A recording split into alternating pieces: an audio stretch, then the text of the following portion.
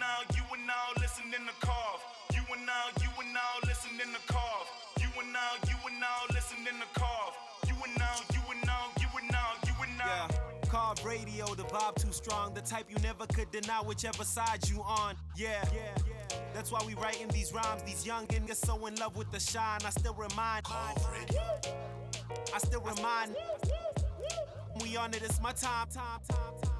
Yeah, I still remind. Every day we on it, it's our time. Carve Radio. Hello and welcome to the Carve podcast series. I am Stilaba Maifadi, and today we're doing one of my favorite segments on the lifestyle lot. It's called What's for Lunch. You know, I love me some food, and I make sure that I get the greatest tastemakers in South Africa to hang out with us and show us what their signature menus or meals are on their menu. And today, fortunately enough, we're hanging out with popular Instagrammer at Food by Dash. How you doing, Dash? Good. Wow. That was a great Did intro. you love that intro? I love the intro. Yeah, girl. You know, that's how we do it. Thank you so much for allowing us this opportunity and just agreeing to hook us up with this amazing space. We're out at Ilve in Cromwell, and they sell amazing stoves. You should come check it out. I'm sure even they have social media. Check out their social media platforms and do get yourself acquainted with the finer things in life. You know, get yourself and your house popping. So, Dash, speak to us about yourself. How did you get into this culinary game?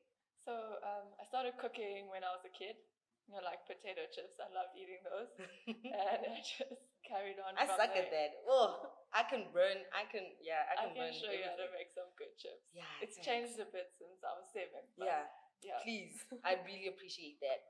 So yeah, I started cooking when I was a kid. My parents got divorced as well, so that happened. And then as I started getting older, I showed a lot more interest in food, and my dad saw that. So he said, go to culinary school, see how it is. Obviously, as a kid going into culinary school, you don't actually realize what the industry is really like. And so I started working in restaurants, and I really enjoyed it. I loved it. I got to work with some really great chefs. But after a while, I realized that I wasn't able to be creative, because even though you're working in restaurants with really awesome menus and really exciting food, it stays the same even if you're changing every season. So I really wanted to explore my own identity as a chef and as a cook, and that's what made me decide to go out on my own. And that must have been a hard decision to make, because, you know, if you're used to having a certain salary and going out into your own, what gave you the courage to actually do that? So I couldn't do it anymore, and I found myself not enjoying food anymore because I was always cooking someone else's idea. I was never able to explore the ideas in my own mind because there was no time. You work from 6 o'clock in the morning, or you're up from 6, you work at 7, breakfast, lunch, and dinner, and you get home by 12, sometimes 1 o'clock in the morning. So there was no time for me to actually really enjoy food and take the time to learn my own style. And now I've been able to do that. Speaking of your own style, girl, what is that? So I'm still figuring it out. It's a journey. Yeah. But now I've had, about 3 years where I've been on my own, and I've just been able to cook. So I started cooking like recipes from my mom, or recipes from old Indian cookbooks. And then I would take things that I learn from different restaurants or magazines or online on social media. And I just experiment with things that I think look cool, and then I add my own flavors to it. Like I love cumin, so you'll find that I add that in a lot of my cooking. Dal is one of the things I cook almost all the time. If someone asks me to cook Indian food, it's almost always on the menu. It's probably one of my first food memories, sitting in my grandmother's lounge in Tongaat and KwaZulu-Natal with some sliced bread, just like dipping it in there as like a little toddler. So that's something I cook quite often. And then also masalas, coriander, mint, lots of fresh herbs, lemon. I love using lemon. I'm very relaxed with my cooking style, but I try to deliver on flavor. So do you find yourself working, when you were working for like other restaurants, were you implementing most of those spices and rather like more of like an Indian cuisine into those menus? Well, you aren't always allowed to, have your input on a menu, and that's part of the reason why I chose to go out on my own. The last restaurant I worked at was Restaurant Mosaic at the Orient, and that was an amazing experience. That was kind of my goal when I was in culinary school to get there. And at that restaurant, that was the first time I was able to actually be involved with the menu development and adding dishes on the menu that came from my own inspirations. And that's what I really loved about that place. And I'm sure that has given you the opportunity to make amazing dishes for high or profile Yeah. people, like high profile people. Who would that be? Like, do you have like a top three of like, yeah, you know, I remember that one time when I made a meal and I killed it. So, well, I really love cooking for Elva, actually. I do a lot of events here and I cook here on these Nice. cookers, and I enjoy doing that because people come in and they can see how, they could use the cooker if they were to buy one. And sometimes I get work from, working at these events, and then they see me cooking and they ask me to come and do a function. So that's quite cool. No, I don't know. If I did work for high profile people, would I be able to tell you? I don't know. You're like, that's not something you can tell us. Okay, that's don't cook really and tell. interesting. So, I mean, it's not often that you find parents really agreeing to get their kids out into like an industry that is not like your ordinary spaces that are usually like accounting, law. So, how did that process come about? So your dad just saw you cooking, was just like, nah, you know what, her cooking goes in. So I think we need to really, really pursue this. Yeah, well, my dad was pretty cool because, I mean, after school I'd watch like Cooking Channel or BBC Food, and sometimes I'd want to try out recipes. So he'd buy all the ingredients for me, and I'd like try and cook. Like, I remember messing up bread, and he would eat it and be like, but meanwhile it's really bad. So yeah, I had that stimulation, I guess, growing up, where I was allowed to explore my passion for food and I was allowed to cook. And there was always like plenty of spices in the cupboard, and so I'd mess around with those, often putting way too much in, making it way too spicy. But yeah, he was very supportive of it. I guess he also recognized that I was a creative person and that I'm not the type of person that can sit still. I enjoy being physical. I enjoy using my hands. I enjoy creating something, and then you can see someone receiving it and then experiencing that hard work that you put into it. I can't wait to experience all of that. I can't wait for you to see me experiencing all of that. So if you were to say like the pinnacle of your career right now, you took a leap of faith and you were like, I'm gonna go out on my own. What is it that Dash wants to achieve through her brand? I think I would like to find out more about myself and how far I can go. Like, what can I achieve? And I think that's the exciting part. Like, there are no limits. Now that I'm on my own, I can do whatever I need to do, to make myself happy. And hopefully one day I'll be able to look back and feel a sense of achievement and, like pride in what I've done and what I've been able to do. Yeah. But you do want money in the bank, right? Because Yes. you're not talking about how lucrative this industry is. But I think, is it? Yeah, I mean, everyone wants to level up, and I think that's what I'm doing. I know like where I've come from, like the little town that I was born in, compared to where my parents were, compared to where I am going. It's already leaps and bounds. We're moving quickly. Yeah. But we have to. So yeah, definitely money, but also just being happy. Yeah. And the digital space has really come as a great advantage for people to be able to access you and to see the amazing work that you do. I mean, we found you on Instagram and I was like, hey, hold up. So how has that impacted a lot of what you do, and how does the digital space continue to grow your network? So I'm really glad you asked that question, because I would say probably at the beginning of this year, or maybe last year, I was not at all into social media. I was just randomly posting stuff. And then I met someone who said, you know what, you should post. And I started slowly, figuring out my style and testing things out. And I realized that social media is such an important marketing tool for small businesses. As a small business, how do you get more people to know about your brand? And the fact that on Instagram you can have an ad and you can have a target audience is amazing.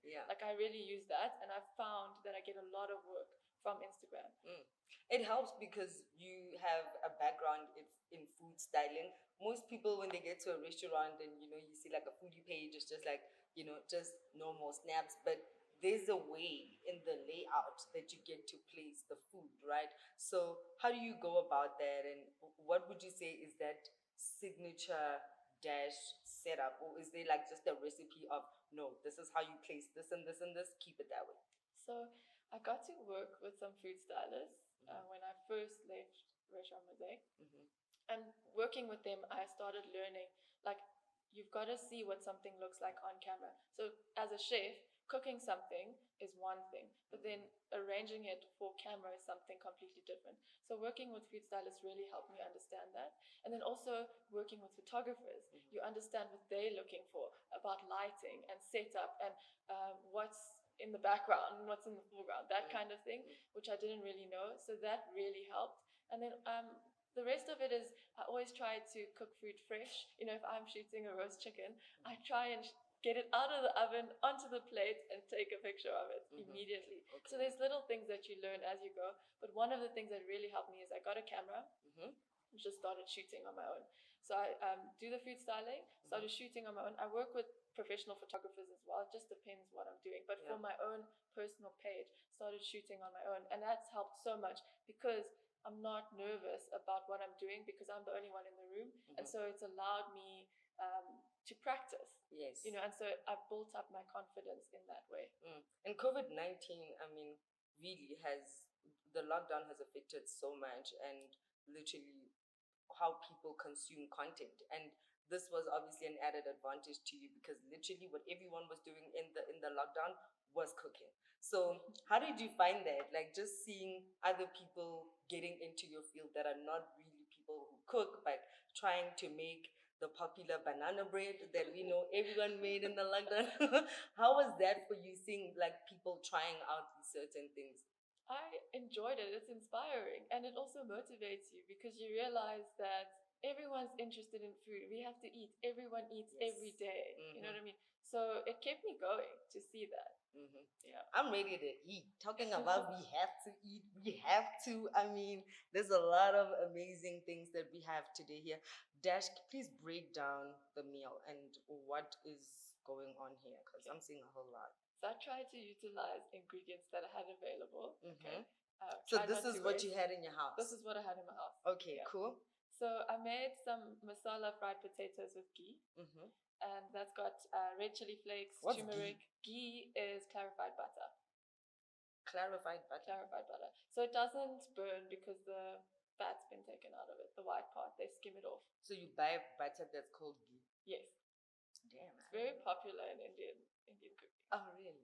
Okay. Not good for the waistline, though.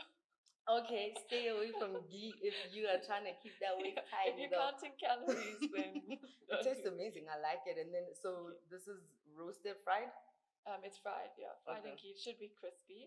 And then, so I've done kind of like a tapas vibe here, breakfast, because it's early in the morning. Well, not early. It's not early. We're having brunch. Brunch, yeah. An Indian brunch. And then I've got some dal, which is something I make often, like I said earlier. It's a yellow dal. So I use yellow split peas, turmeric, some whole cumin called jeera, mustard seeds, coriander, and then you cook that up. I've done some crispy rotis, also fried in ghee with sesame seeds. Girl, you love this ghee, hey? It's delicious. Do you ever use like olive oils and stuff, or do you just stick to ghee? So generally, I do use olive oils because I do try to keep healthy-ish. It's about, you know, I try to eat well, but I also try not to overeat because I'm surrounded by food every single day. Every single day. Good. So this is you one said of my... what's in here? So it's yellow split peas, whole cumin, mustard seeds, a little masala, some turmeric, ground turmeric, and coriander, curry leaves as well, and ghee. Can I try the egg? Yeah, go for it. So, it should be a nice runny yolk, so I'd go for the yolk first. Girl, I'm not sure about that because I'm not a... And the chili is spicy, so... Is it? Yeah. Because I'm Do you not like chili? Is this the chili? That's the chili, so scrape it off. Girlfriend. It's very... But this chili... How deep do you go in with the chili? Do you make your own chili? Yeah, so we made our own. Yeah. It's actually... This is not something I do for events or functions. It's something we just have in our fridge. Okay. We make a whole lot of chili. I can't tell you what's in it. And then Do you we plan on selling it, packaging it, selling it? maybe one day. Not right now. Right now we're still enjoying it. I think once you start producing things to sell, you stop enjoying it. So spicy. I warned you. I warned you. I did warn you. Yes, it's amazing though. I love it. It's very tasty. Makes sense for brunch. Needs a shot of tequila, Yeah. you know, or a mimosa, Yeah, I was gonna say. you know, something. Or beer. Mm. Some Soweto Gold. We do that. Do you ever curate certain events like that, like a brunch event and stuff? I would, yeah, I would do. Usually people have already curated it and they ask me to come and do the food. So I haven't actually curated the whole thing myself. Generally I work with other people who do events and manage that kind of thing. So I see you have some pomegranates here. How do we go about that? There's another meal over there. Please. So I've got Get some me in on duck that. breast, which I smoked and salted, and it's got cumin on as well, pomegranates, and then I just slow cooked cabbage in the Can I duck get it fat. closer? Yeah, sure. I would squeeze some lemon on it, Okay. and then the idea is you could actually eat that with the dal as well. It all kind of goes together. So it can be one meal. Yeah, it can be one meal.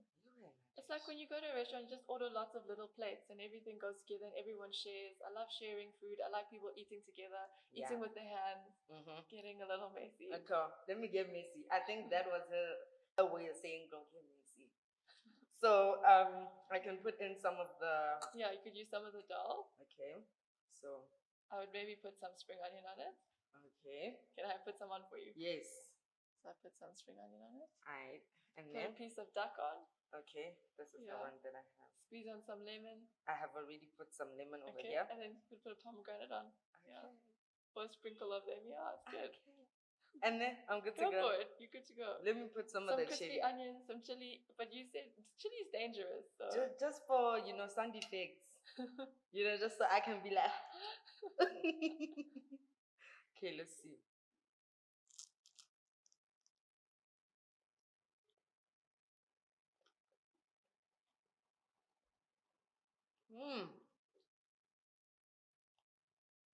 Yeah.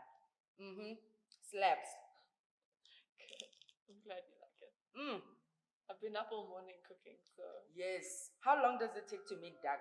So duck breast is quite quick. You want to put it on a cold pan. Okay, your heat shouldn't be on. You put your duck, the skin side down on a cold pan, and then you turn your heat to about a medium heat, and you got to render out the fat on the skin. And you cook it almost about 60% of the way through, depending on how thick your duck breast is. I had some very skinny duck breast, so it cooked almost all the way through, the skin side down, to get the skin nice and crispy. And then you just turn it over. You can add a knob of butter in, or just leave it in the duck fat. And I added the cumin at the end, and I smoked it before I cooked. So yesterday I did another interview, another What's for Lunch interview, and smoking was mentioned again. And I was like, it's strange how smoke, you can taste the flavor from smoke. Can you tell me about that science? Please. So, I mean, I'm going to just break it down very simply. I mean, I like the smoky flavor because it's kind of earthy, and it reminds me of, you know, when growing up, my mom would cook on like open fire, like cook a biryani on there. So that's nostalgic for me. A biryani on yeah, like, so it's in those big pots, type of vibe. Yeah, and then she'll make like a fire with wood, and she made like this makeshift grid, and she'd put that on top. And I mean, that's something that a lot of people look forward to eating, is that biryani that's been cooked on a fire. So for me, it's a nostalgic thing to add in that flavor, and I love it because I grew up with it. So yeah, but I mean, smoking is really easy these days because you can buy those smoking liquids. But also, wood chips are really cool. And if you have I use an old tray that's a deep tray. And then I've got a tray that's like a steam tray. I put the wood chips at the bottom of the deep tray. I light it up, and then I put the duck on the steam tray, cover it with foil, and you can smoke it that way. It just adds another level of flavor. So you're not just experiencing salted duck. I mean, duck with salt and pepper is delicious. But now you've added that level of smoke, and then I've added that cumin, so it's quite earthy. Damn. So you also got rice. Where does the rice filter Well, in? the rice is there if you'd like it with the egg. Rice with egg? And rice with egg in the dal. Egg fried rice. Indians eat rice with like everything. So basmati rice is life. Okay. It's a staple at my house. Let me try it. So, would I be putting the rice on? No, you could just put the rice in there and have a bite of it. Cause wow, she's like, "Babe, you eat rice with everything." I give my rice wrong almost every day. No. Sometimes, especially with basmati, kind of Can like I tell you gets. how to cook it? Tell me, girl. So it depends on the brand you're buying, but this should work as a general like Usually rule. tastic. Okay, so 1 cup of basmati rice. I use 2 cups. So first, I use 1 cup of basmati rice in a microwave-proof bowl. Okay, boiling hot water. Pour it into the bowl. You don't have to measure it. Let the rice soak for 10 to 15 minutes. Okay, then you pour that water off. Okay, you can rinse your rice before if you want to. So pour that boiling water off, and then you add 2 cups of boiling water back into that bowl with the rice. Okay, so 1 cup of rice, 2 cups of boiling water. Cover it with plastic wrap. Poke some holes in it. Put it in the microwave. 10 to 15 minutes. Done. So your rice doesn't go on the pot, I don't do it in the pot anymore. guys. Rice on Nomex. I'm about quick and easy, and I work by myself, so I'm alone. So I'm Yeah. doing everything from admin, dishes, recipes, So you're like, no. research. So, but you know, all of this is definitely expensive. Like, food is expensive. And, you know, how has that affected everything with the rise of the continuous additions or tax that goes into making food so expensive right now? And how do you make sure that you still get affordable food? What do you do? Do you have a lemon tree in your house or something? I actually do have a really big lemon tree. So the lemons are from my tree. But I think with food, you've got to pair it. So if you've got a protein like duck breast, I mean, dal is not expensive at all, and an egg is not. Okay, so it's about having a balance. Okay, and that's how I work. I try to, if I'm using salmon, then I pair it with other things like fresh veggies and fruits that I know Things that are not going to be too more costly. affordable. Yeah. Wow, this has been amazing. Thank you so much, Dash, for having us. Is this cabbage? Yeah, and it's been cooked in the duck fat. So I cook the duck first, and then I put the cabbage in the pan. There's like a lot more going into the thing. Okay, I don't know how to have the cabbage. How do Just I cut go it up about and then put it on your fork. Can I? Yeah, there we go. Okay. Let me try, guys. Yo, I'm. What do you call someone who doesn't know much about food but likes to eat? Is that still a foodie? Yes. Okay. I feel like everyone's a foodie. So it's still a little bit crunchy, but I kind of like it like that because I feel like when you cook cabbage for too long and it gets really soft and mushy, I cannot eat that kind of cabbage.